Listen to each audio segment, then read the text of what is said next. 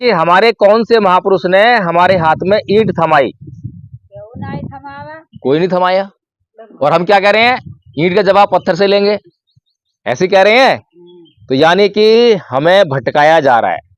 ईंट का जवाब पत्थर से देंगे, ये हमारे महापुरुषों की बात नहीं है। ये किसकी बात है? ये हमारे दुश्मनों की बात है।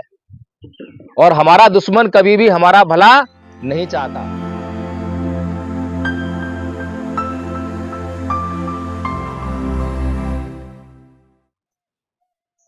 हे अर्जुन, अपना गांडीव उठाओ और तीर चलाओ, इनको मारो, ऐसे बोल रहे हैं। अब ये बताओ, समझदार आदमी जो है सवाल करता है और मूर्ख आदमी खाली मानने का काम करता है। मूर्ख आदमी को कुछ भी बोल दो वो मानने लग जाएगा, और समझदार आदमी सवाल करेगा, है ना। तो क्या सवाल बनता है कि वहां पर धर्म की और अधर्म की कौन सी बात है? क्या धर्म है और क्या अधर्म है? कृष्ण जी जिन लोगों का पक्ष ले रहे हैं वो लोग कौन है? पांडव है ना। और ये युद्ध क्यों हो रहा है? युद्ध इसलिए हो रहा है क्योंकि युधिष्ठिर जो है जुए में अपना सब कुछ हार चुके हैं, इसीलिए हो रहा है युद्ध। युधिष्ठिर जुए में अपना सब कुछ हार चुके हैं और वो उनसे जो है अपना वापस मांग रहे हैं। अब बताइए मुझे कि जुआ खेलना धर्म है? अधर्म है ना। ये धर्म कौन कर रहा है? जिसका पक्ष श्री कृष्ण ले रहे हैं, है ना। जुए में अपने भाइयों को हारना धर्म है? अधर्म है। और श्री कृष्ण किसका पक्ष ले रहे हैं? जो अधर्म कर रहे हैं, है ना। जुए में अपनी पत्नी को हारना धर्म है? ये भी अधर्म है। तो किसका पक्ष ले रहे हैं? जो अधर्म कर रहे हैं, है ना। अब बताओ, अधर्म तो कर रहे हैं महाराज युधिष्ठिर, और दोष किसको दे रहे हैं? दुर्योधन को। अब दुर्योधन का कसूर क्या है? क्या दुर्योधन ने उनसे जबरदस्ती की थी कि तुम जुआ खेलो? नहीं किए थे। दुर्योधन ने उनसे पूछा कि भाई मेरी जगह जो है पासे मेरे मामा फेंकेंगे, और उन्होंने हाँ कर दी। अब बताइए दुर्योधन गलती है इसमें? बताइए मुझे। अगर मैं जुआ खेलने बैठा हूं और आपसे जुआ खेल रहा हूं और मैंने कहा भाई मेरे जगह पर चाल जो है कपिल जी चलेंगे, और आपने कहा ठीक है, अब मेरी गलती है इसमें कोई? तो दुर्योधन की क्या गलती रही? दुर्योधन ने कौन सा अधर्म कर दिया? और जो लोग अधर्म कर रहे हैं उनको श्री कृष्ण जी कह रहे हैं कि इन्होंने धर्म किया है, धर्म की स्थापना करनी है। तो इसका मतलब ये है कि हमें बहुत बड़े पैमाने पर गुमराह किया है। समझ में आ गई बात? हमें बहुत बड़े पैमाने पर गुमराह किया है, और जो बात हमें कह दी और हमने वो बात मानना शुरू किया बिना कुछ सवाल किए। क्यों मानते हैं हम? क्योंकि हमारे को जो है डर दिखा देते हैं कि अगर तुमने ये बात नहीं मानी तो ईश्वर नाराज हो जाएगा, देवी देवता रूठ जाएगा, तुम्हारे को बुखार आ जाएगा। अभी जो तुम्हें बुखार आया है ये इसलिए आया है क्योंकि तुमने जो है उसकी बात नहीं मानी। इस तरीके से तुम्हें जो है डरा कर रखते हैं। बात समझ में आ रही है? ऐसा होता है? अच्छा एक बार बताओ मुझे, अभी ये जो हमने नदी पार करके आए हैं, यहाँ पर अगरा नदी पर पुल बना हुआ है, तो पुल से हम आए हैं। अब अगर कोई आदमी पुल तो पार करे ना, और नदी के उस पार खड़ा होकर नदी से बोले कि हे नदी तू सूख जा, मुझे जो है पार करना है तुझे, तो उसे क्या कहोगे? क्या कहोगे उसको? मूर्ख कहेंगे? पक्की बात है? देख लो, सोच लो। अच्छा, कोई आदमी अगर वहां खड़ा होकर कहे नदी के किनारे कि मुझे तुझे पार करना है, तू सूख जा, तो उसे आप मूर्ख कहोगे। और रामायण में राम जी क्या कर रहे हैं? समुद्र किनारे खड़े होकर क्या कर रहे हैं? तीर चला रहे हैं। नदी तो एक बार के लिए सूख भी सकती है, बरसाती नदी होगी तो पानी सूख जाता है, पार भी कर लोगे, संभावना भी है, लेकिन समुद्र कभी सूखता है? और राम जी कह रहे हैं उसको तू मेरा रास्ता दे, सूख जा, तो उसे किसी ने पागल कहा? कहा किसी ने पागल? क्यों? सोचा ही नहीं हमने दिमाग में कि ये राम क्या कह रहे हैं। पागल तो नहीं, सामान्य आदमी जानता है कि ये समुद्र कभी सूख नहीं सकता। समुद्र को पार करना है तो नाव का, जहाज का सहारा लेना पड़ेगा। तो इन सब को हमने मान लिया धर्म। जब हम अधर्म को धर्म मानेंगे तो हमारा कल्याण होगा क्या? जब हम नकली खाने को असली खाना मान के और खा लेंगे तो फायदा होगा हमें? नुकसान होगा ना।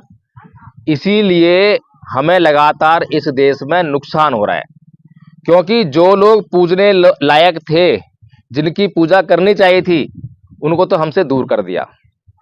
और जो लोग पूजने लायक नहीं थे उनको हमारे सामने लाकर हमसे पूजा करवाना शुरू कर दिया, जिनके अंदर कोई गुण नहीं है। और पूजा के नाम पर क्या भाई, हाँ कोई बात नहीं, जहां जगह मिल जाए वहीं बैठ जाओ। मेरी आवाज आनी चाहिए, ना आई तो बता देना मेरे को, थोड़ा और माइक निकाल लेंगे, माइक भी रखा हमारे पास, ठीक है। तो जब हम असली खाना नहीं खाएंगे और नकली खाना खाएंगे तो हमें नुकसान होगा, 100% नुकसान होगा।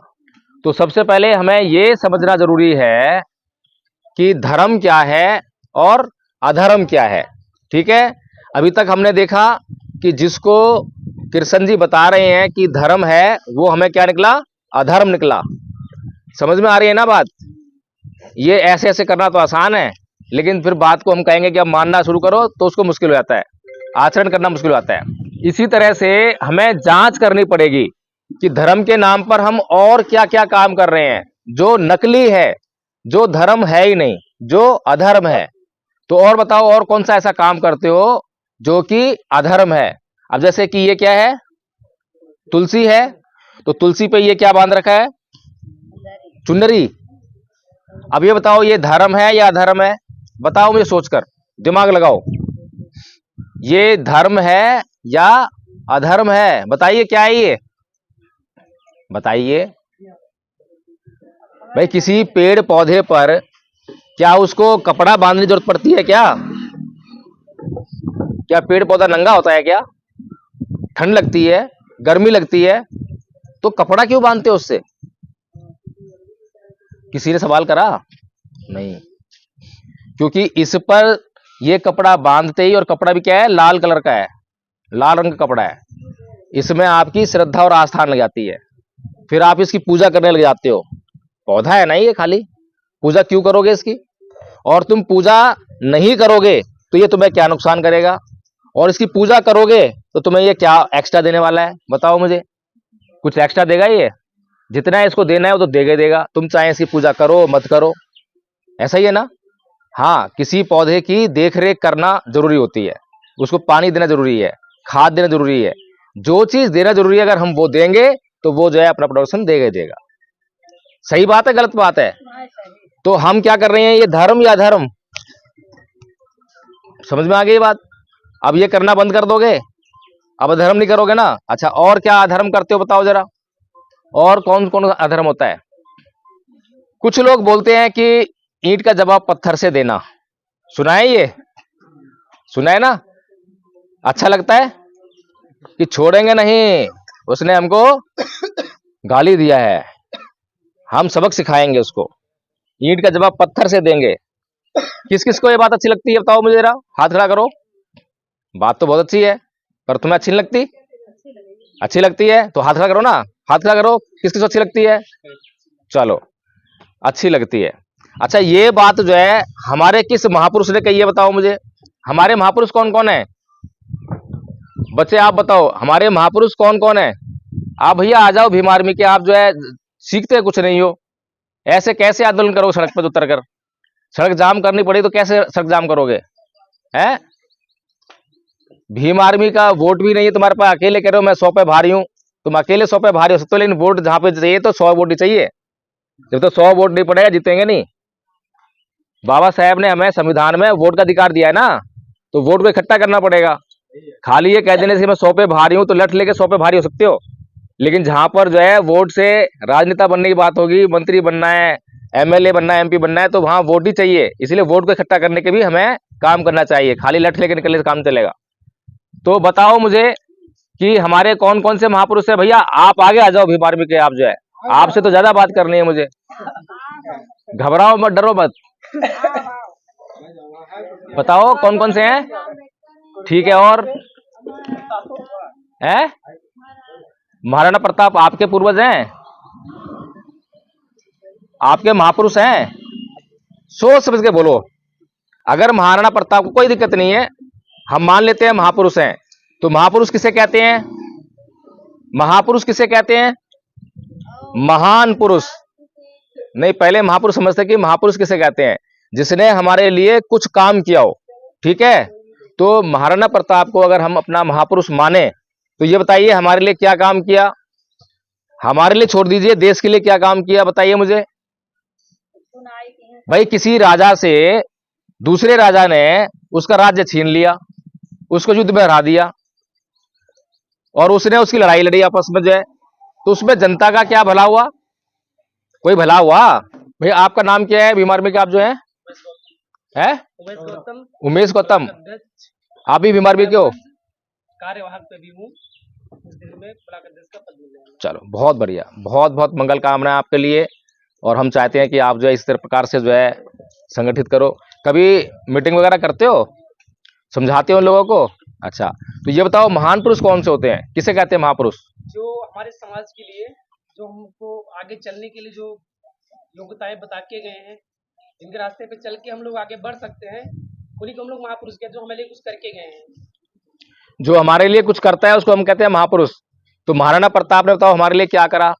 तुम्हें कौन सा अधिकार, भी तुम बता रहे थे ना कि बाबा साहेब ने हमें पानी पीने का अधिकार दिया, शिक्षा का अधिकार दिया, पढ़ने का अधिकार दिया, इतने सारे अधिकार दिए कि आज पूरी जिंदगी जो हमारी उनके कर्जदार है। तो ऐसे ही मुझे बताओ कि महाराणा प्रताप ने आपके लिए क्या काम किया? कुछ नहीं किया। फिर महापुरुष कैसे हुए? वो कैसे महापुरुष हुए? बल्कि जब आप पर अत्याचार हो रहे तो महाराणा प्रताप क्या कर रहे थे? क्या कर रहे थे? क्या उनको दिखाई नहीं दे रहा था कि भाई भारत में छोटी जातियां हैं, बड़ी जातियां हैं, और बड़ी जाति वाले छोटी जाति पर अत्याचार कर रहे हैं? तो उन्होंने कुछ तो सोचना चाहिए था, बड़ी जाति के लोगों को रोकना चाहिए था, उनको समझाना चाहिए था कि भाई ये भी इंसान है, इन्हें भी जीने का अधिकार है। कभी ऐसा कोई कारनामा सुना आपने कि महाराणा प्रताप ने कभी ऐसा कहा हो? कहीं लिखा है, कभी पढ़ा है? नहीं। और फिर तुम उन्हें कह रहे हो गलती से कि वो हमारे महापुरुष है। मैं कहूं कि हमारे तो छोड़िए, देश के भी महापुरुष नहीं है, देश के भी महापुरुष नहीं है, जातिवादी लोगों के महापुरुष हो सकते हैं। अपने समाज नहीं, अपने समाज को भी आगे नहीं बढ़ाया। वो एक राजपूताना के लिए जो होता है, वो सिर्फ एक जाति का सूचक है, बस उनको लोगों ने जाति का सूचक है कि ये हमारी जाति के राजा थे, बस यही है और कुछ नहीं है। बस महाराणा प्रताप याद आई। समझ में आगे बात? तो अब जो हमारे महापुरुष हैं, क्या हमने उनका सम्मान किया, उनकी बात मानी? हमारे महापुरुष कौन है? और भगवान बुद्ध हमारे महापुरुष हैं, ठीक है। संत कबीर महापुरुष हैं, रविदास महापुरुष हैं, गुरु नानक महापुरुष हैं।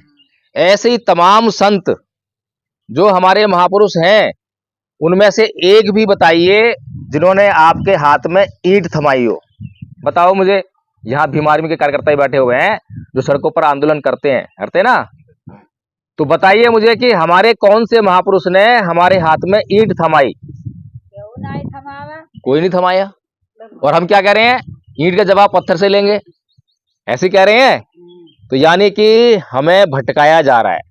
ईंट का जवाब पत्थर से देंगे, ये हमारे महापुरुषों की बात नहीं है, हमारे महापुरुषों की बात नहीं है। ये किसकी बात है? ये हमारे दुश्मनों की बात है। और हमारा दुश्मन कभी भी हमारा भला नहीं चाहता, वो हमेशा हमारा बुरा चाहता है। अब कैसे बुरा होता है हमारा, ये सोचो। मैं एक उदाहरण देकर समझाता हूं। अब हमने अपने बच्चों को यही समझाया कि ईंट का जवाब पत्थर से देना, किसी से डरना मत, और कोई अगर एक कहे तो 10 सुना के आना, और अगर गलती से पिट के आ गया तो हम तेरे खुद पीटेंगे।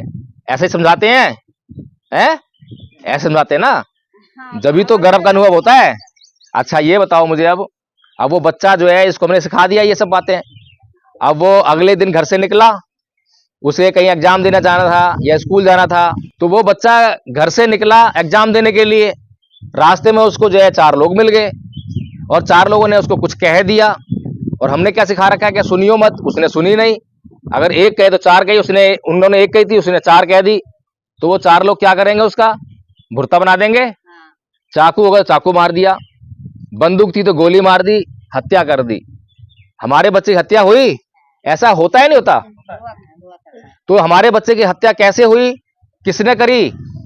बच्चे की हत्या हमने खुद करी, क्योंकि हम लोग जो है किसी गलत जगह पर जो है लगे हुए थे, किसी गलत महापुरुष को मान रहे थे, और वो महापुरुष हमें सिखा रहा है, हमारे हाथ में ईंट थमा रहा है, हमें कह रहा है कि ईंट के जवाब पत्थर से देना। दूसरी तरफ बाबा साहेब ने जिस महापुरुष की बात कही, जिस महापुरुष की शरण जो है बाबा साहेब गए, वो कौन शरण है? भगवान बुद्ध की शरण है कि नहीं है? और भगवान बुद्ध कौन सी बात कहते हैं? भगवान बुद्ध कहते हैं नाही वेरे न वेराणी समन्ति गुदाचनंग अवेरें च समन्ति ऐस धम्मो सनंतनो, कि वैर से कभी वैर शांत नहीं होता, अवैर से ही वैर शांत होता है। अब बताओ, हमारे जो जितने भी महापुरुष हैं, जितने भी संत हैं, सभी इसी बात को मानते हैं कि वैर से कभी वैर शांत नहीं होता। इसीलिए वो कभी भी आपको आपके हाथ में ईंट नहीं देते हैं, पत्थर नहीं देते हैं। समझ रहे हैं? और जब आप भगवान बुद्ध की ये वाली बात अपने बच्चे को समझाओगे कि बेटा कभी भी किसी को पलट के जवाब मत देना, कभी किसी से ज्यादा गाली गलौज मत करना, उल्टी बात मत करना, और अगर कोई तुम्हें कुछ कह दे, तुम्हें कोई पिटाई कर दे, तो उससे पूछना कि अंकल जी जरूर मुझसे कोई गलती हुई होगी, मुझे बताइए कि मुझसे क्या गलती हुई ताकि मैं उसको सुधार कर सकूं, ताकि मेरा कल्याण हो सके। अब बताओ, अगर अपने बच्चों को ये वाली बात बताओगे तो आपके बच्चे की हत्या होगी? अब बताओ, एक महापुरुष वो है, एक संस्कृति वो है जो आपके लिए हर पल खतरा बना रही है, आपके बच्चों को खतरे में डाल रही है, और दूसरी संस्कृति, दूसरे महापुरुष वो हैं जो आपकी रक्षा करना चाहते हैं। आप बताओ, आप किसकी पूजा करोगे? धर्म क्या है? धर्म क्या है? ईंट का जवाब पत्थर से देंगे, धर्म है या धर्म है?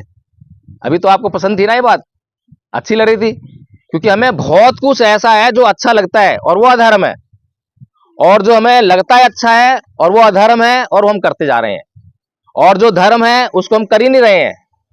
और जब तक मैंने कहा ना कि असली खाना नहीं खाएंगे तो स्वास्थ्य नहीं मिलने वाला, नकली खाना खाएंगे तो शरीर बीमार पड़ेगा, और हम लोग सभी बीमार हैं। बीमार है ना? कौन कौन सी बीमारी है हमारे पास? अभी बुखार तो किसी को होगा नहीं, कहोगे कि हम तो स्वस्थ हैं, ना किसी को खांसी को जुकाम होगी, हम तो स्वस्थ हैं, ऐसे ही बोलोगे।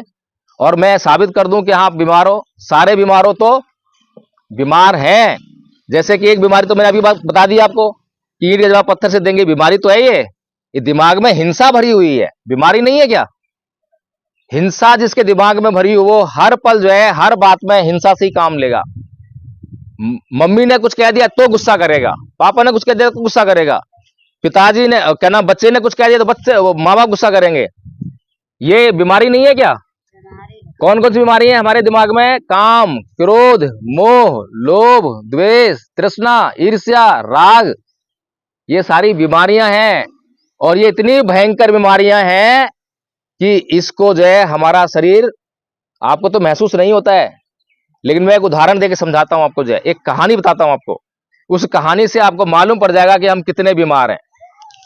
एक बार की बात है, भगवान बुद्ध जो है ध्यान कर रहे थे और उनके पास राजा बिंबिसार आया, और राजा बिंबिसार बोला कि भगवान बुद्ध, मैं इतना बलशाली हूं, इतना बलशाली हूं कि एक बार में एक तलवार के प्रहार से मैं इतने लोगों को गर्दन काट देता हूं, मैं इतनी बड़ी सेना पे अकेला भारी पड़ता हूं, मैं रोज सुबह जो है व्यायामशाला जाता हूं और वर्जिश करता हूं, इतना वजन उठा लेता हूं, मैं शाम को भी वर्जिश करता हूं, मैं इतना बलशाली हूं। तो भगवान बुद्ध बोले, बहुत अच्छा राजन, बैठो। तो राजा बैठ गया। तो भगवान उससे पूछे कि भाई राजन, ये बताओ कि क्या तुम मेरे साथ 1 घंटा ध्यान कर लोगे? तो राजा बोला कि हाँ भगवान बुद्ध, मैं 1 घंटा ध्यान कर लूंगा। तो भगवान बुद्ध बोले कि बहुत अच्छा। हे राजन, क्या तुम मेरे साथ बैठकर 4 घंटा ध्यान कर लोगे? तो राजा बोला, हाँ भगवान बुद्ध, मैं 4 घंटा ध्यान कर लूंगा। फिर भगवान बुद्ध बोले, बहुत अच्छा। हे राजन, क्या तुम मेरे साथ बैठकर 1 दिन ध्यान कर लोगे? तो राजा बोला कि हाँ भगवान बुद्ध, मैं 1 दिन भी ध्यान कर लूंगा। भगवान बुद्ध बोले, बहुत अच्छा राजन, क्या तुम मेरे साथ बैठकर 1 हफ्ते तक ध्यान कर लोगे? बस राजा के पेच ढीले। जो राजा इतना बलशाली कह रहा था, वो राजा जो है 1 हफ्ते मना कर दिया कि मेरे बस की नहीं है 1 दिन से ज्यादा ध्यान करना, 1 दिन भी बहुत भारी पड़ेगा ध्यान करना। ध्यान कैसे होता है पता है आप लोगों को? कभी किया है ध्यान? ध्यान किया है कभी किसी ने? आलती पालती मार के, कमर सीधी करके और आंखें बंद करके और ध्यान करना होता है किसी चीज पे, जैसे सांसों पे ध्यान करना। इस पोजीशन में बैठे रहना है आपको जो है घंटों घंटों। इस बात के लिए राजा बिंबिसार ने मना कर दिया, मेरे बस की नहीं है। और वो सही कह रहा है। अगर आप लोगों को मैं 15 मिनट बिठाऊं तो 15 मिनट के बाद कहोगे मेरी कमर दर्द कर रही है, मेरा पैर दर्द कर रहा है। और भगवान बुद्ध जो है पूरी जिंदगी एक ही पोजीशन में बैठकर ध्यान कर सकते हैं। अब बोलिए कौन ताकतवर है? हमें ताकत दिखाई दे रही है राजा की, देखने में तो लगेगा ना कि राजा ताकतवर है, लेकिन ताकत किसके पास है? भगवान बुद्ध के पास। कोई चमत्कार नहीं है ये चमत्कार नहीं है, क्योंकि हमारे चित्त में अगर विकार है तो हमारा शरीर बीमार है, और ये चित्त में अगर विकार नहीं है, चित्त शुद्ध हो गया तो हमारा शरीर बिल्कुल शुद्ध हो जाएगा, स्वस्थ हो जाएगा। अब हमारे शरीर में रोग कैसे होता है? हम आलती पालती मारकर बैठ गए तो घुटनों में पैरों में दर्द क्यों होने लगा, कमर में दर्द क्यों होने लगा? क्योंकि हम बचपन से ही कमर को आराम देने का अभ्यास करते हैं। जो अभ्यास करेंगे वही रिजल्ट आएगा हमारे सामने। पैरों को भी हमने जो है आराम देने का अभ्यास किया, और भगवान बुद्ध ने क्या अभ्यास किया? पैरों को आराम नहीं दिया, पैरों को जो है पोजीशन दी, कमर को सीधा रखा। तो भगवान बुद्ध का जो अभ्यास है वो चित्त के विकारों से मुक्ति का अभ्यास है। तो ये धर्म और अधर्म हमने समझा ही नहीं, समझा नहीं है। तो जो हमारे महापुरुष हैं हमें कौन सी दिशा में लेकर जा रहे हैं, और जो हमारे नेता हैं, हमारे नेता, वो हमें कौन सी दिशा में लेकर जा रहे हैं। फिर अब ये जो मैंने बात कही ना कि ईंट के जवाब पत्थर से देंगे, ये कौन से महापुरुष बताते हैं? बताओ जरा मुझे, कौन लोग कहते हैं ये?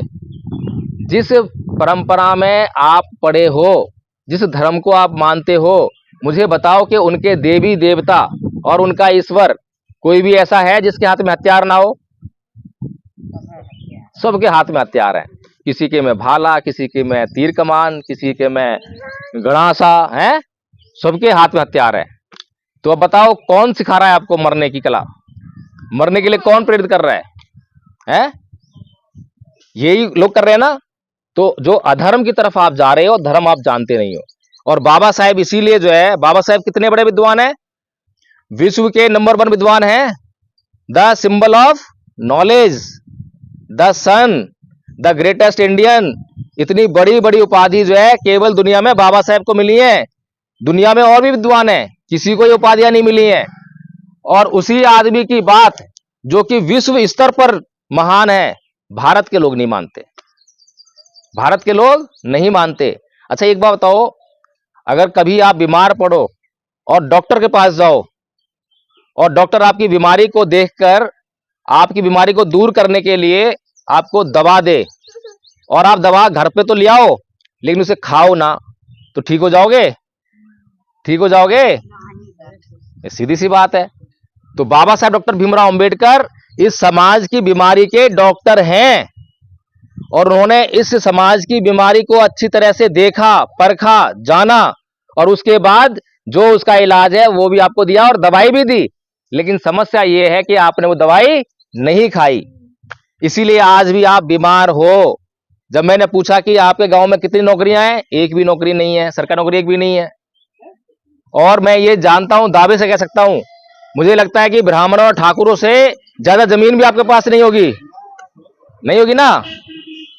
इस देश के मालिक होकर आप इस देश में गुलामों का व्यवहार सहन करने के लिए मजबूर हैं।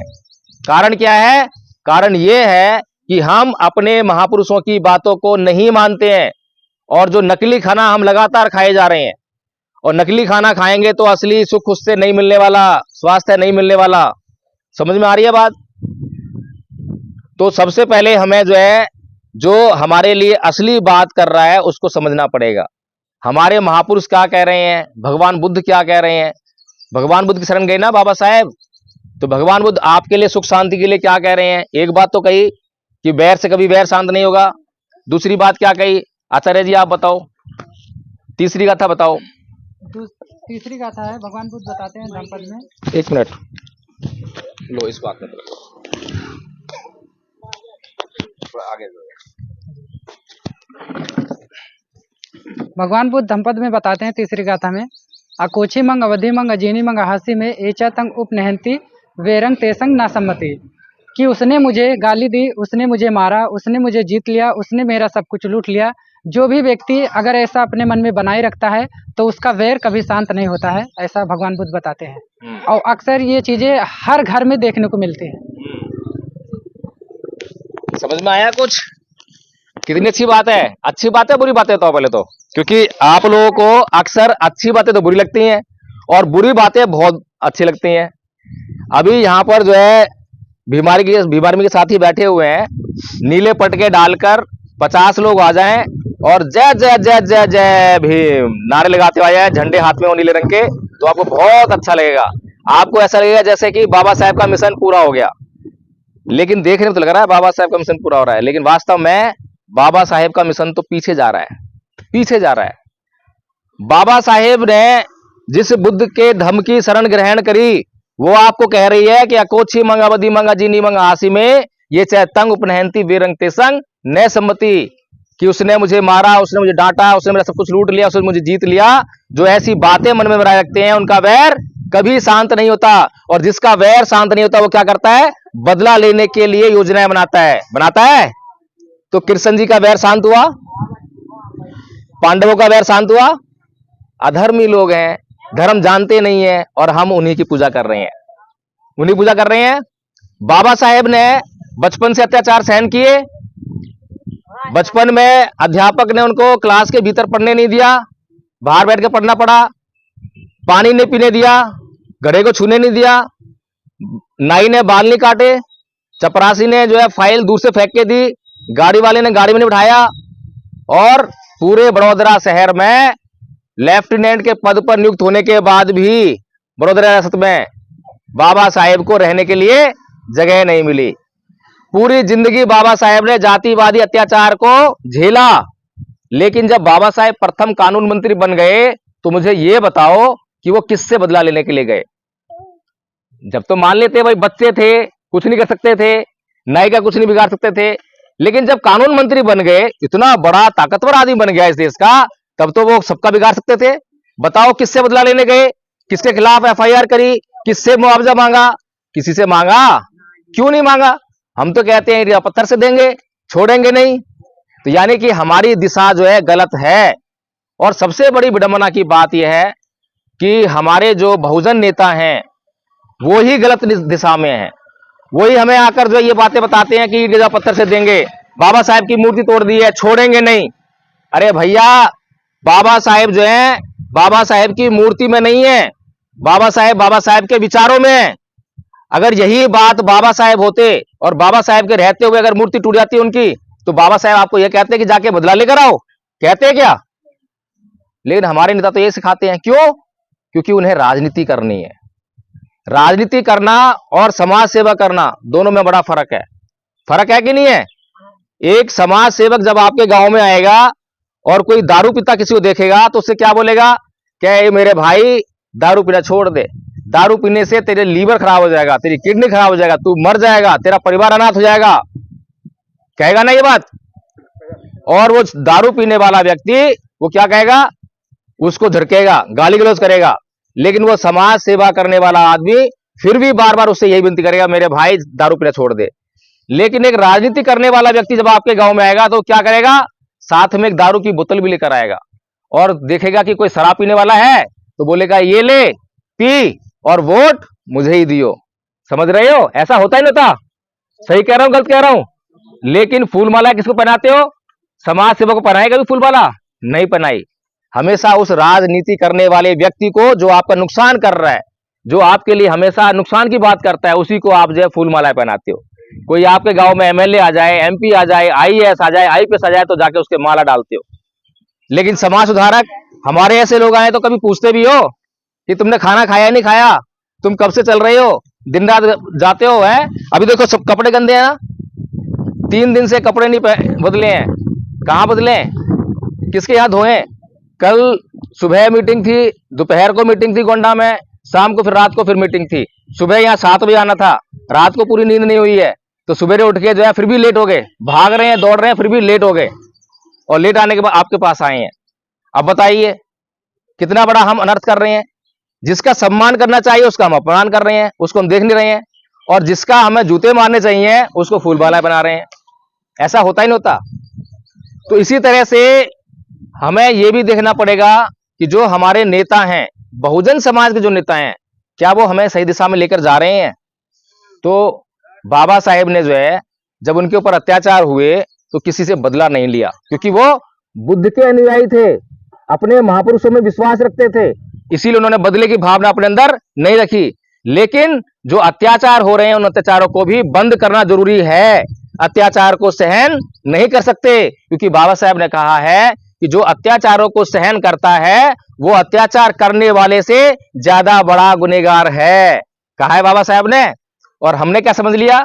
हमने समझा हम सहेंगे नहीं, उठाओ लाठी, उठाओ पत्थर, चलो मारने। अरे भाई, बाबा साहेब ने ये नहीं कहा। बाबा साहेब के मतलब ही नहीं समझे। बाबा साहेब अगर ये कहते तो खुद भी तो डंडा उठाते, खुद भी तो पत्थर मारते, कोई एफआईआर कराते। लेकिन बाबा साहेब ने ये नहीं कहा आप लोगों को। बाबा साहेब की बात को समझने का जरूरी है। एक आदमी के ऊपर अत्याचार होता है और वो जाके घर में चादर तान के सो जाता है, अगले दिन से वो वैसे ही काम करता है जैसे करता रहता था, कोई फर्क नहीं पड़ा। उसे कहा बाबा साहेब ने कि उसने अत्याचार सहन करा। लेकिन एक आदमी अत्याचार सहन करता है, उसकी नींद उड़ जाती है और वो अगले दिन से जो है योजना बनाता है कि इस अत्याचार को मैं कैसे दूर करूं। दोनों में फर्क है कि नहीं है? तो बाबा साहेब वैसे ही हमारे समाज सुधारक हैं। बाबा साहेब ने हमेशा समाज से वो बातें कही, वो काम किया जिसकी समाज को जरूरत थी। लेकिन जो राजनीति करने वाले लोग हैं वो क्या करते हैं? वे आपके बीच में आएंगे, वो बातें बोलेंगे जो आपको पसंद हो, चाहे आपके लिए अच्छी है या नहीं है, लेकिन वो बातें बोलेंगे आपको पसंद हो। गाना है ना कि दिन को अगर रात कहोगे तो रात कहेंगे। तो राजनीति करने वालों को इस बात से कोई मतलब नहीं है कि आपका कल्याण किस बात से होता है। वो हमेशा, अगर आपको जय भीम बोलना पसंद है तो आपके बीच में आके जय भीम का नारा लगाएंगे, और ये जय भीम का नारा तो मोदी जी भी लगा देंगे। जब देखेंगे कि भाई मैं किन लोगों के बीच में आया हूं, ये लोग जय भीम का मानने वाले हैं, बाबा सम्मान करने वाले हैं, तो आपके बीच में आके वो जय भीम ही बोलेंगे। जो बुद्ध को मानने वाले हैं उनके बीच में आके नमो बुद्धाय करेंगे ना। तो ये तो हमारा असली काम नहीं है, हमें समझना चाहिए।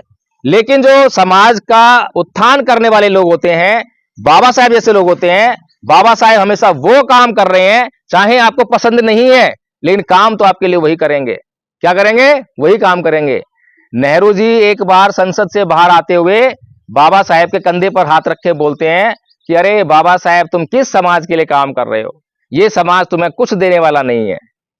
तुम अच्छा हो कि तुम जो है कांग्रेस ज्वाइन कर लो, तुम्हें बहुत कुछ मिलेगा। बाबा साहेब कहते हैं कि नेहरू जी, मैंने इस समाज में जन्म लिया है, इस समाज का मेरे ऊपर कर्ज है, और चाहे ये लोग मुझे पीट पीट कर इस लैंप पोस्ट पर लटका दें, लेकिन फिर भी मैं नहीं समाज के लोगों के लिए काम करूंगा। सामाजिक कार्यकर्ता है बाबा साहेब। समाज ने उन्हें कुछ नहीं दिया, 2 चुनाव लड़े और दोनों हार गए। बाबा साहेब ने ही वोट का अधिकार दिया और उन्हीं के वोट का अधिकार का इस्तेमाल उन्हीं के खिलाफ कर दिया। ये समाज ने दिया उनको, लेकिन फिर भी सामाजिक कार्यकर्ता हैं। तो बाबा साहेब क्या कर रहे हैं? उसी समाज के लिए काम कर रहे हैं, लगातार काम कर रहे हैं। जब हिंदू कोड बिल पर बाबा साहेब जो है संसद में बहस कर रहे हैं, मनुवादियों से लड़ रहे हैं, और बाहर उनका समाज जो है उन्हीं का विरोध कर रहा है, उन्हीं का विरोध कर रहा है। लेकिन बाबा साहेब वो काम कर रहे हैं जो समाज के लिए जरूरी है। बाबा साहेब 1935 में हिंदू धर्म को छोड़ रहे हैं, समाज को पसंद नहीं है, लेकिन बाबा साहेब पता है कि ये काम बहुत जरूरी है समाज के लिए। 1956 में बाबा साहेब बौद्ध धर्म ग्रहण कर रहे हैं, इसलिए कर रहे हैं क्योंकि समाज के लिए बहुत जरूरी है, लेकिन समाज को पसंद नहीं है, आज भी पसंद नहीं है। आप लोग कौन से बौद्ध बने? आपको पसंद नहीं है ना। लेकिन आपके बीच में राजनेता आएंगे तो आपके लिए असली बात नहीं कहेंगे। उदाहरण देता हूं, इंद्र मेघवाल की हत्या हुई, कितने लोग जानते हैं? राजस्थान में हत्या हुई ना इंद्र मेघवाल की। उस पर जो है हमारे समाज के नेता गए, बसपा के कार्यकर्ता गए, भीम आर्मी के कार्यकर्ता भी गए, और वहां पर आंदोलन किया, सबने आंदोलन किया, और भी संगठन गए। मैं मुख्य रूप से 2 बता रहा हूं। वहां पर उन्होंने क्या मांग की कि भाई इस परिवार में एक नौकरी दो, इस परिवार को मुआवजा दो, इसके साथ में अन्याय हुआ है। अब मुझे ये बताओ, इसको निकल जाने दो पहले। अब मुझे ये बताओ कि जो अन्याय हुआ था, क्या वो खाली परिवार से अन्याय हुआ था? बताओ मुझे, अन्याय किस पे हुआ? परिवार पे हुआ? पूरे समाज। तुमने वीडियो देखा है क्या? हाँ, तो बात तुमने अच्छी कही है। वीडियो को देखे तो हमारा रोज का यही काम है। हाँ, रोज में इसी फील्ड में चलना है। तो फिर बताओ क्या करना चाहिए था? मैं पूरे समाज को एक साथ एकजुट रख के लेके पूरे समाज के लिए जो कार्य करना चाहिए था, हमें आंदोलन किस बात के लिए होना चाहिए था? जो मांग हमें सरकार से उठानी चाहिए थी, पूरे समाज के लिए उठानी चाहिए थी, ना कि एक व्यक्ति के लिए, ना कि एक परिवार के लिए। वहाँ पे जो कुछ भी है वो गलत हुआ है। चलो, तो बाबा साहेब का जो जीवन चरित्र है वो हमारे लिए मार्गदर्शन का काम करता है। तो जब हमने ये समझ लिया कि भैया जो अत्याचार हुआ है वो सामाजिक अत्याचार है, पूरे समाज के ऊपर अन्याय हुआ है, पूरे समाज की बेइज्जती हुई है, तो फिर हमें मांग क्या करनी चाहिए, काम क्या करना चाहिए, हमें बाबा साहब तरफ देना चाहिए कि बाबा साहब ने क्या किया। तो बाबा साहब के ऊपर अत्याचार हो रहे हैं तो वो किसी एक अध्यापक नाई के खिलाफ कोई कार्रवाई नहीं कर रहे हैं, क्योंकि उनके ऊपर अत्याचार करने वाला कोई एक नाई, कोई एक अध्यापक, कोई एक चपरासी नहीं है, बल्कि पूरी एक व्यवस्था है, वो धार्मिक व्यवस्था है। इसीलिए बाबा साहब डॉक्टर भीमराव अंबेडकर उस धार्मिक व्यवस्था को छोड़ते हैं, त्यागते हैं और दूसरी धार्मिक व्यवस्था को अपनाते हैं। तो क्या यही आंदोलन हर जगह जहां पर जातिवादी अत्याचार हो रहे हैं वहां पर नहीं चलाए जाने चाहिए हमारे नेताओं के द्वारा? बताओ, चलाए जाने चाहिए?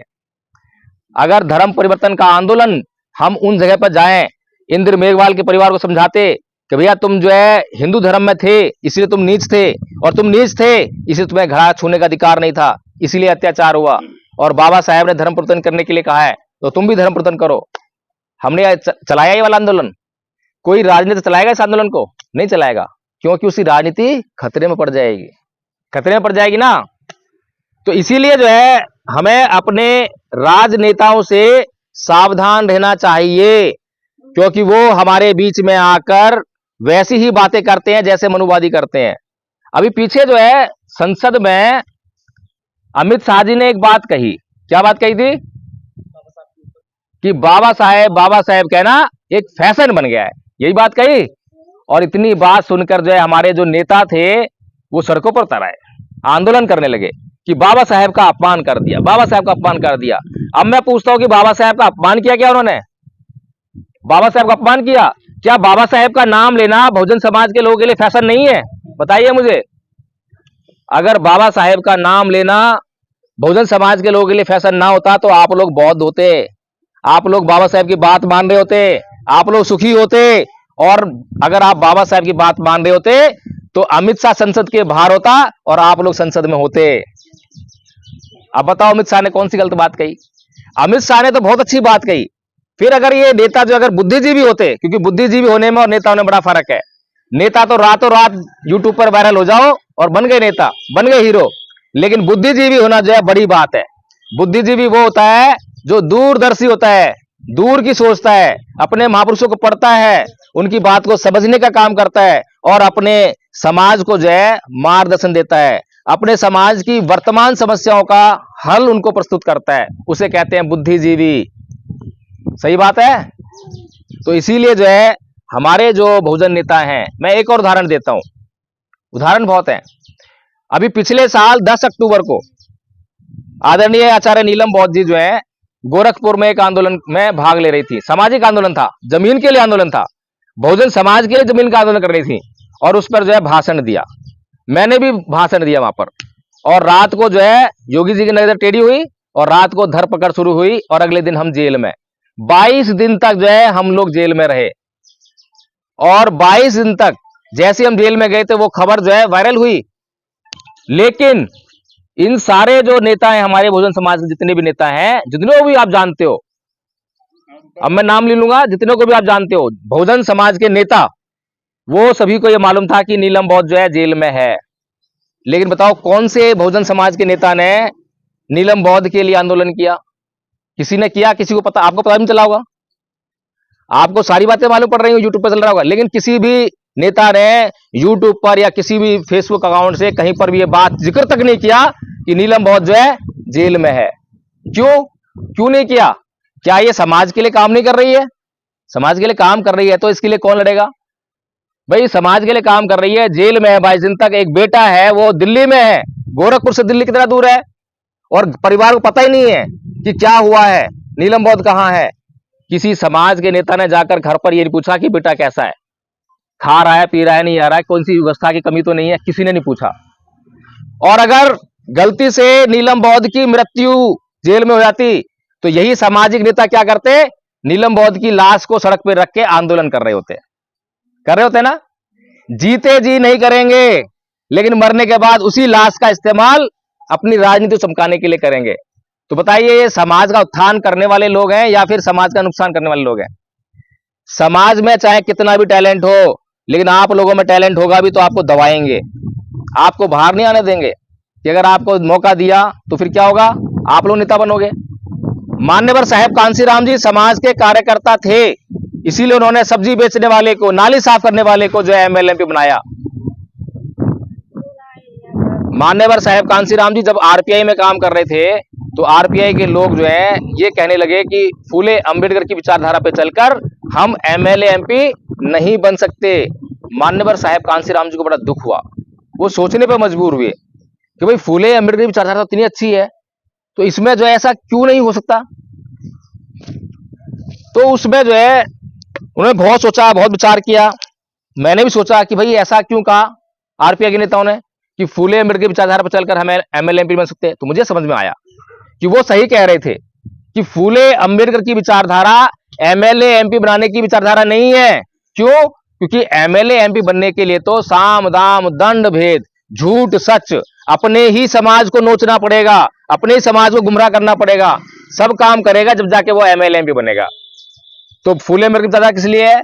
फूले अंबेडकर की विचारधारा है समाज का उत्थान करने की विचारधारा, समाज का कल्याण करने की विचारधारा।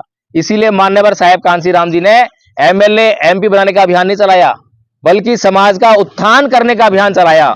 और समाज का उत्थान करने के लिए अगर एमएलए एमपी बनने की जरूरत पड़ती है तो फिर एमएलए एमपी भी बन जाएगा, तरीका अलग है।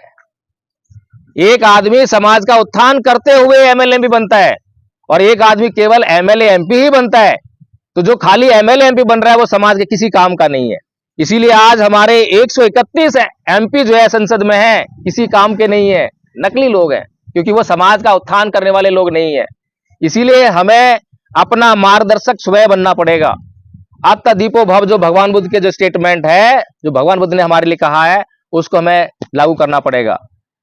अब बताओ कितने लोग चाहते हैं कि हाँ वास्तव में आप जो है बाबा साहेब की विचारधारा का यहाँ पर प्रचार प्रसार करना चाहते हो? कितने लोग चाहते हैं? हाथ खड़ा करो ईमानदारी से, ईमानदारी से। हाँ, ईमानदारी चलो फिर जो कहा जाए वो करोगे। हाँ, करो। तो सबसे पहली बात, हमें अपने नुकसान से बचना है। सबसे पहला हमारा नुकसान कैसे होता है कि हम आपस में ही ईर्ष्या द्वेष के शिकार हो जाते हैं और आपस में लड़ाई झगड़ा कर बैठते हैं। और उस लड़ाई का उसका परिणाम क्या होता है? थाने में जाओगे, रिपोर्ट लिखाओगे, थानेदार पहले पैसे लेगा, वहां पैसे दोगे, फिर कोर्ट कचहरी जाओगे, वहां वकील को पैसा दोगे, फिर जो है जेल भी जाना पड़ेगा और पीछे आर्थिक नुकसान उठाना पड़ेगा। इतना सब कुछ होता है। तो हम ये निर्णय करें कि हम आपस में यहीं पर एक संघ बनाएंगे और कोई भी समस्या होगी तो संघ में लेकर आएंगे। और जो इसका सदस्य बनेगा वो सबसे पहले एक शपथ लेगा, एक प्रतिज्ञा करेगा कि जो भी संघ निर्णय लेगा मैं उस संघ के निर्णय को मानूंगा, चाहे उस संघ के निर्णय से मुझे नुकसान होता हो चाहे फायदा होता हो। अगर इस तरह से हम संघ के सदस्य बनेंगे तो संघ जो भी निर्णय लेगा, संघ कभी भी निर्णय किसी के अगेंस्ट नहीं लेगा, संघ कभी भी निर्णय लेगा। हमारा जो धम्पत संघ जो है पिछले 2 साल से चल रहा है, अभी ऑनलाइन चल रहा है। अभी पहली बार हम जो है ऑफलाइन हुए आप लोगों से मिल रहे हैं। अभी ऑनलाइन हमने 2 साल चलाया और 2 साल में हमने इस बात को करके देखा है। और संघ ने किसी के साथ में अन्याय नहीं किया और संघ ने बहुत से लोगों को सील तोड़ने पर, संघ के नियम तोड़ने पर दंडित भी किया, फाइनेंशियल जुर्माना भी लगाया और वैसे भी जुर्माना किया। जैसे कि अगर किसी ने कोई सील तोड़ दिया तो हमने उनको कहा कि आप संघ में रोज 1 हफ्ते तक 9 बजे आओगे और आप जो माफी मांगोगे कि हे संघ मुझसे अपराध हुआ, मुझे क्षमा करें, मुझे मेरी गलती का एहसास है। और संघ में कभी कोई किसी की गलती बताता है तो जो जिसकी गलती बताता है तो वो कहता है कि मैं बहुत बहुत धन्यवाद करता हूं कि मेरी गलती बताई गई है, मेरा सुधार करने के लिए, मेरा कल्याण करने के लिए। बिल्कुल भगवान बुद्ध वाली संस्कृति बात कर रहा हूं। अभी तो ऐसा है ही नहीं। अभी हमारा देखिए स्लोगन क्या लिखा हुआ है, क्षमा करना सीखिए। क्या हमने क्षमा करना सीखा है? उल्टा काम करते हैं। फिर क्या है, सहनशील बनिए, सहनशीलता जरा सी भी नहीं है, थोड़ी देर में ही उबल पड़ते हैं। फिर क्या लिखा है, धैर्य रखिए। धैर्य रखा हमने? नहीं रखते धैर्य, अभी चाहिए, अभी चाहिए। फिर अप्रमादी रहिए कि हमें आलस नहीं करना चाहिए और हम प्रमाद में लिपटे पड़े हैं, आलसी हो चुके हैं, जो काम हमें करना चाहिए करते ही नहीं है। फिर सब कुछ बदलने वाला है, सब कुछ बदलने वाला है, कुछ भी नित्य नहीं है। तो इसलिए जो है अगर ऐसे संघ का हम निर्माण करें, मैं प्लानिंग दे सकता हूं, योजना दे सकता हूं, पर उस पर काम करना पड़ेगा। अभी हमने जो है सबसे पहले मीटिंग हमने उन्नाव में की, उसके बाद हरदोई में की और उसके बाद फिर कहाँ की थी, अयोध्या में आचार्य जी के गांव में की है। फिर उसके बाद में गोंडा में कल की है। उसके अलावा जो है अभी बस्ती में की है 2 मीटिंग जो है। और सब जगह हमने ऐसे संघ बनाए हैं ग्रामीण लेवल पर। तो संघ कैसे बनेगा? गांव के स्तर पर, फिर जिला स्तर पर, फिर राज्य स्तर पर और फिर राष्ट्रीय स्तर पर। तो राष्ट्रीय स्तर से कोई भी निर्णय आया तो नीचे तक पहुंच गया और उस निर्णय को जो है सभी लोग मानेंगे, सभी लोग मानेंगे। अच्छा मुझे ये बताओ कि ये संघ की जो व्यवस्था है, इससे हम अपनी कौन कौन सी समस्याएं दूर कर सकते हैं? किसी को अंदाजा है? बताइए। हाँ, संघीय व्यवस्था से हम अपनी सारी समस्याएं सॉल्व कर सकते हैं। बाबा साहेब ने 2 लक्ष्य दिए हैं भारत के लोगों को, बहुजन समाज को। पहला लक्ष्य दिया है बहुजन समाज को भारत को बौद्ध में करना है। क्या करना है? बौद्ध में करना है। और जब हम भारत को बौद्ध में करेंगे तो उसके बाई प्रोडक्ट के रूप में हमारी बहुत सारी समस्याओं का हल होने वाला है। पहली समस्या क्या होगी? राजनीतिक सत्ता। जब हम सारे लोग बौद्ध बन जाएंगे और बौद्ध लोगों के वोट इकट्ठे हो जाएंगे तो फिर सत्ता भी हमारे पास आएगी, हम प्रधानमंत्री बनेंगे, मुख्यमंत्री बनेंगे। ठीक है। फिर दूसरी क्या बात होगी? आर्थिक समस्या। अभी हमारे पास जो है जितने भी उद्योग धंधे हैं, ये जूता पहन रहा हूं, जुराब पहन रहा हूं, पैंट पहन रहा हूं, चश्मा है, पेन है, ये सभी जो है मैं खरीद के लेकर आता हूं, पैसे देकर आता हूं। और जिससे खरीद के लेकर आता हूं वो व्यापार करता है, वो कमाता है, और वो हमारा आदमी नहीं है, वो ब्राह्मण बनिया है। यानी कि हम सिर्फ उपभोग करने वाले लोग हैं। तो हमें उपभोग करने वाला नहीं। अगर मान लो हमने ऐसी मीटिंग कर करके जो है और 1 लाख लोग इकट्ठा कर लिए, तो बताइए कौन सा रोजगार आपसे छूट जाएगा? अगर कोई आदमी कुर्सी बना रहा है तो वो कुर्सी को बनाने वाला एक आदमी हो गया, बेचने वाला एक आदमी होगा। अगर एक कुर्सी पर 1 रुपया भी कमाएगा तो 1 लाख रुपया महीना कमाएगा। बताइए हमारी ऐसी कौन सी समस्या है जो हम सॉल्व नहीं कर सकते? सभी समस्या सॉल्व कर सकते हैं, लेकिन हमें जो है इकट्ठा होना पड़ेगा। अब इकट्ठा होने के लिए तो हमारे महापुरुष बहुत बोलते हैं, सारे नेता भी बोलते हैं, लेकिन इकट्ठा क्यों नहीं हो पाते, इस पर कोई गौर नहीं करता। इस पर हम लोग गौर करते हैं। हम बताते हैं कि समस्या क्या है। समस्या है आपस में हमारे जो दिमाग में जो बैठा हुआ है ना, काम, क्रोध, मोह, लोभ, द्वेष, तृष्णा, ईर्ष्या, राग, आपस में ईर्ष्या करते हैं। मेरा भाई जो है मोटरसाइकिल ले आया और मुझे ईर्ष्या हो रही है। अब ईर्ष्या तो होगी, ये तो प्राकृतिक स्वाभाविक है, सब में ईर्ष्या होती है, मुझ में भी होती है। लेकिन मैं ये जान जाऊं कि हाँ ये मेरे भीतर ईर्ष्या हो रही है, और मैं ये जान जाऊं कि ये ईर्ष्या करना ठीक नहीं है, तो उससे परिणाम बदलने लगेंगे। क्या बदलेगा? फिर मैं जो नुकसान करने वाला हूं, मैं ईर्ष्या से क्या करता, तो ये साइकिल मोटरसाइकिल खड़ी है तो मैं पंचर कर देता, कभी कुछ और क्या करता। तो जब मैं ये समझ जाऊंगा कि ईर्ष्या करना ठीक नहीं है, तो मैं वो पंचर नहीं करूंगा, तो नुकसान फायदे बदल गया। फिर इसी तरह से जब हम संगठन बनाते हैं, मीटिंग करते हैं, तो एक आदमी ने कुछ बोल दिया तो दूसरा आदमी उसको पलट के जवाब देता है। इस तरह से आपस में झगड़ा रहता है और वो संगठन टूट जाता है। ये मेन कारण है। जितने भी संगठन चल रहे हैं, चाहे राजनीतिक संगठन हो, चाहे समाज संगठन हो, इसीलिए कामयाब नहीं हो पाते। लेकिन धम्मपद संघ पहले जो है इसी बात पे गौर करता है, और अगर 2 आदमी झगड़ा हो गया तो उनका निवारण करता है कि झगड़ा नहीं होना चाहिए। और कभी भी हमारे संघ में किसी झगड़ा नहीं होता, कभी झगड़ा नहीं होता। आदरणीय आचार्य जी आपके बीच में मौजूद हैं, वो आपको बता सकते हैं कि धम्मपद संघ को ज्वाइन करने से पहले वो उनके जीवन में कैसा था, और धम्मपद संघ को ज्वाइन करने के बाद क्या प्रभाव हुआ है, और उन्होंने धम्मपद संघ ज्वाइन क्यों करा। मैं आदरणीय आचार्य कपिल देव जी, आप बताएं जरा थोड़ा सा।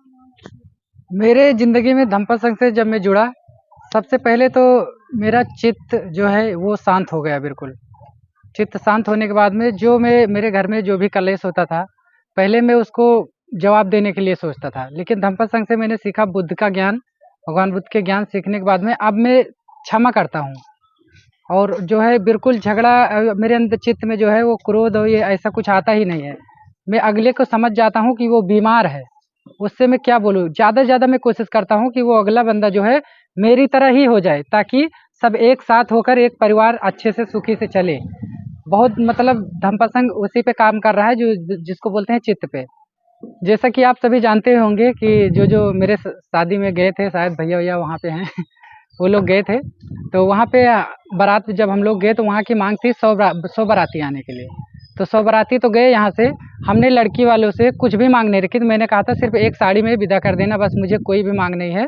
तो यहाँ पे हम सब लोग गए तो हमारे गांव के मैंने एक तरफ से सिर्फ ठाकुर ब्राह्मण छोड़ के और बाकी एक तरफ से सबको बुलाया था। और जब वहाँ पे गए तो मुझे खाट नहीं मिली बैठने के लिए। वही पुरानी संस्कृति की चादर बिछा दो नीचे ऐसे ज़मीन में, जैसे पहले पैरा वैरा बिछा के करते थे, वैसे ही कर दिए। और सब लोग बाराती लोग मतलब मुझे देख के बोलने लगे, बरबराने लगे, या बताओ इतना हम लोग खर्चा किए और बैठने के लिए भी नहीं दिया।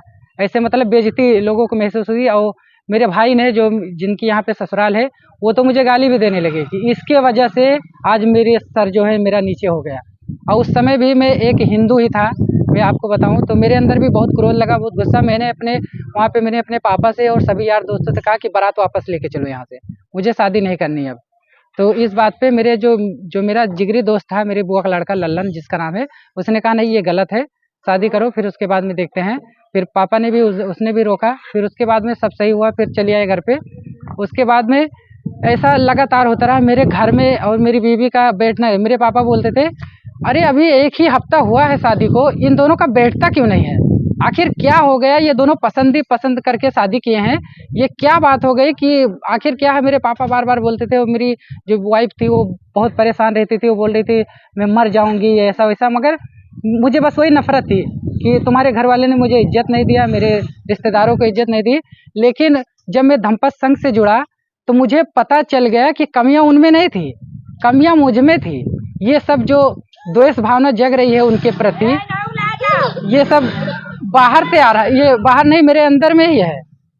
ये नफरत और ये सब कहाँ से आ रहा है, उनके अंदर नहीं, उनकी तो मजबूरी थी, उनकी तो मजबूरी थी, उनके पास आर्थिक सहयोग नहीं था, या फिर किसी से कहा होगा, वो बयाना बट्टा पे नहीं आया होगा, उन्होंने कोशिश किया होगा लेकिन नहीं हो पाए। मुझे तो उनके बारे में पता नहीं है कि क्या स्थिति रही होगी, लेकिन ये सब जो द्वेष भावना ईर्ष्या जग रही थी वो मेरे अंदर थी। धम्पत संघ से मैं जुड़ा तो उसके बाद में मुझे ये सब चीज़ें एहसास हुआ।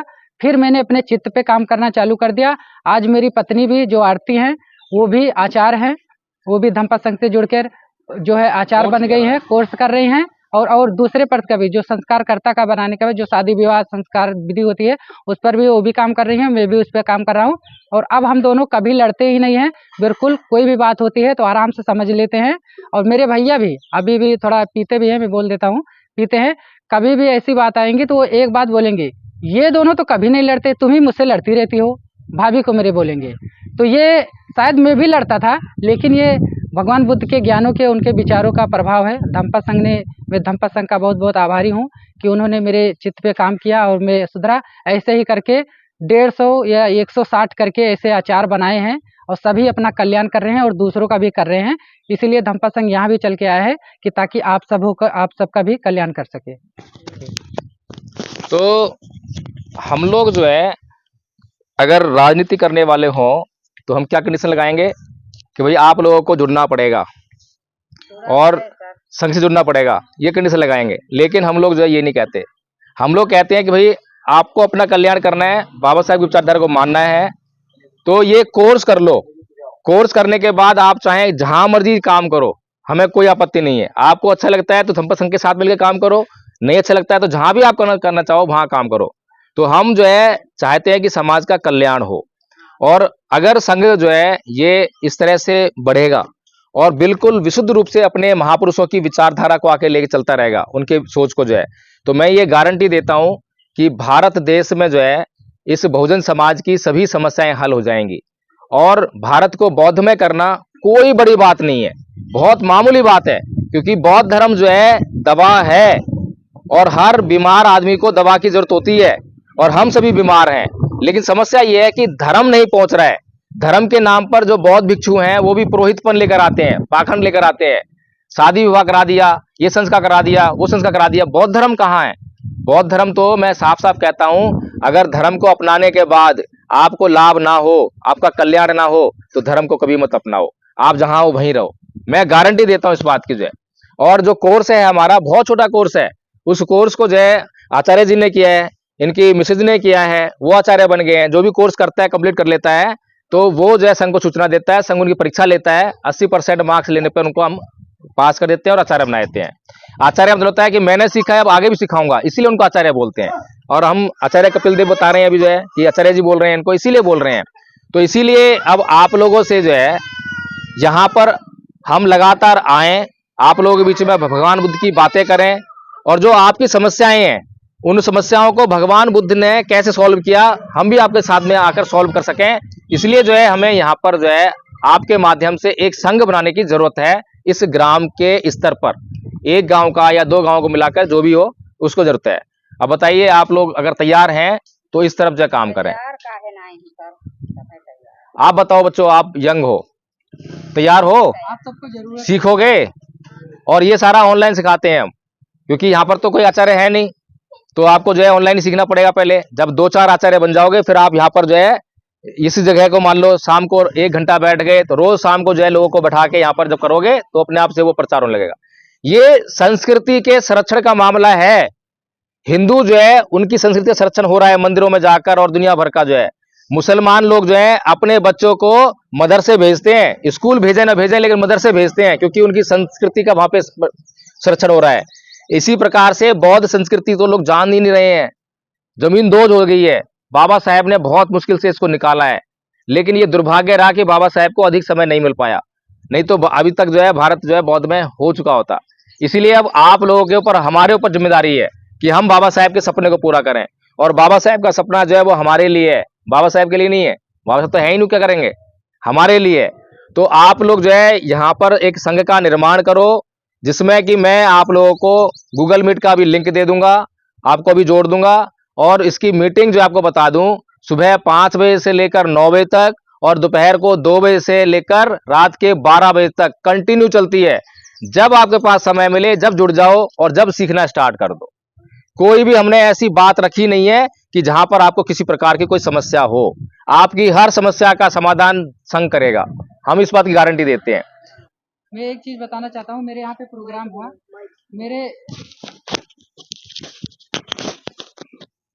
अभी हमारे यहाँ पे एक प्रोग्राम हुआ अम्बेडकर जयंती का, तो उसमें कम से कम 20 से 21 हज़ार रुपये तक, मतलब जो मेरे पास बजट था मैंने लगाया। फिर उसके बाद में भंडारी को, ऐसे कुछ बाजे वाले को, जो डीजे का था, ऐसा पैसा कम पड़ा, तो मैंने धम्पत संघ से, वहाँ पे जो संघ जुड़ता है वहाँ पे मैंने कहा, उसमें जो है तुरंत मीटिंग बटोरी और एक बात मैंने प्रस्ताव रखा कि मुझे कुछ 5,000 रुपये की जरूरत चाहिए, क्योंकि उनको देना है, मेरे पास अब पैसे नहीं बचे हैं। तो ऐसा मैंने प्रस्ताव रखा। फिर तभी मीटिंग तुरंत इकट्ठा हुई ऑनलाइन। फिर निर्णय लिया कि हाँ, कपिल देव जी को पैसे देना चाहिए, क्योंकि वो धम्म का काम कर रहे हैं, मतलब भगवान बुद्ध के विचारों का काम कर रहे हैं, लोगों के कल्याण के हित के लिए काम कर रहे हैं, वो स्वयं के लिए नहीं कर रहे हैं। ऐसा संघ ने निर्णय लिया। फिर उसके बाद में तुरंत वकील साहब ने मेरे ऊपर, जबकि दिल्ली से चल के आए हैं, इन्हें मुझे खुद देना चाहिए, क्योंकि यहाँ पे आए हैं लोगों के भलाई के लिए कुछ ना कुछ सिखाने, मुझे देना चाहिए। उल्टा वकील साहब ने, मतलब धम्पत संघ ने मुझे 5,000 रुपये दिए, मैंने सबको देकर फिर मैं कर्जे से मुक्त हुआ।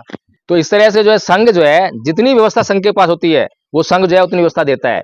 इसके अलावा एजुकेशन डिपार्टमेंट बनाया है, उसमें जो हमारे आचार्य बच्चे हैं वो गुमराह ना हो जाएं, वो पढ़ाई कर रहे हैं या नहीं कर रहे हैं, उनके लिए इंग्लिश, मैथ, साइंस की ट्यूशन की व्यवस्था जो है दोपहर को 3 बजे से 5 बजे तक वो अलग से क्लास चलती है, वो मीटिंग चलती है, उसके अलावा ये चलती है। जितनी व्यवस्था हमारे पास इकट्ठी होती रहेगी, उतना समाज में जो है काम होता रहेगा। और ये मैं आपको गारंटी देता हूं। इसके अलावा गारंटी से कह रहा हूं, अब तक जो है हम लोगों ने किसी मसीहा का इंतजार किया है, कभी बाबा साहेब का इंतजार किया है, कभी कांसी राम का इंतजार किया है, और एक मसीहा आता है, वो सब कुछ अपना जो है बलिदान करता है, और जब जाके समाज थोड़ा सा आगे बढ़ता है। लेकिन हम लोग व्यवस्था निर्माण नहीं कर पाए। तो आज हमें जरूरत है एक व्यवस्था का निर्माण करने की। हमारे जो दुश्मन लोग जो है, हमारा जो अत्याचार करते, शोषण करते हैं, वो, उनके पास कोई महापुरुष नहीं है, ना बाबा साहेब है, ना कांसी राम है, लेकिन फिर भी सब कुछ उनके पास है। कारण क्या है कि उनके पास सिस्टम है, व्यवस्था है। तो इसीलिए हमें व्यवस्था का निर्माण करना है। आज जय भीम प्रकाश आप लोगों के बीच में बोल रहा है, हो सकता है कल को ये ना हो, सबको मरना है, मैं भी नहीं रहूंगा, लेकिन मेरे मरने के बाद भी ये व्यवस्था ऐसे ही चलती रहे, उसके लिए एक सिस्टम की जरूरत है। तो धम्पत संघ जो है वो सिस्टम है, और ये सिस्टम जो ऐसा बेहतरीन सिस्टम है जिसमें सबसे पहले हम परिष्कार करते हैं, हम अपने मन के भीतर से अहंकार को निकालते हैं। ये अहंकार ही सारा काम खराब करता है। जब अहंकार निकलता है, क्षमाशील बनना शुरू करता है, अपनी गलतियों को स्वीकार करना शुरू करता है, तो समझिए फिर सारी समस्याएं खत्म हो गई हैं, फिर संघ जो है टूटता नहीं है। तो इसीलिए मैं अब आप लोगों से निवेदन करता हूं कि आप लोग जो है यहाँ पर संघ का निर्माण करिए, और कौन जिम्मेदारी लेगा वो नाम मुझे बताइए।